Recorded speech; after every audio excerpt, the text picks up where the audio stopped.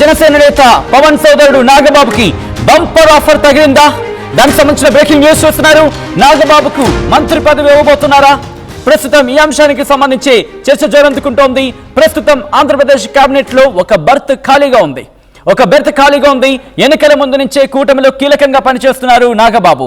ఇటీవల ఎన్నికల్లో పోటీకి దూరంగా ఉన్నారు నాగబాబు.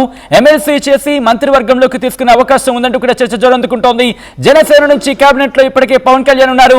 కందుల దుర్గేష్, నాదెండ్ల మనోహర్ కూడా కేబినెట్ లో ఉన్న అంశానికి సంబంధించి మీరు చూస్తున్నారు.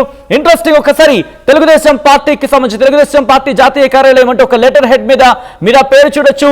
ఆంధ్రప్రదేశ్ నుంచి రాజ్యసభ కూటమి అభ్యర్థులుగా తెలుగుదేశం పార్టీ నుంచి శ్రీ బీదా మస్తాన్ రావు గారు, అలాగే శ్రీ సానా సతీష్ గారు, భారతీయ జనతా పార్టీ నుంచి శ్రీ ఆర్ కృష్ణయ్య గారిని ప్రకటిస్తున్నాం అంటూనే జనసేన ప్రధాన కార్యదర్శి శ్రీ కొణిదెల నాగబాబు గారిని రాష్ట్ర మంత్రివర్గంలోకి తీసుకునేందుకు నిర్ణయించడమైనది అంటూ కూడా నారా చంద్రబాబు నాయుడు ముఖ్యమంత్రి, తెలుగుదేశం పార్టీ అధ్యక్షులు అంటూ కూడా ఆ లెటర్ హెడ్ మీద మీరు చూస్తున్నారు.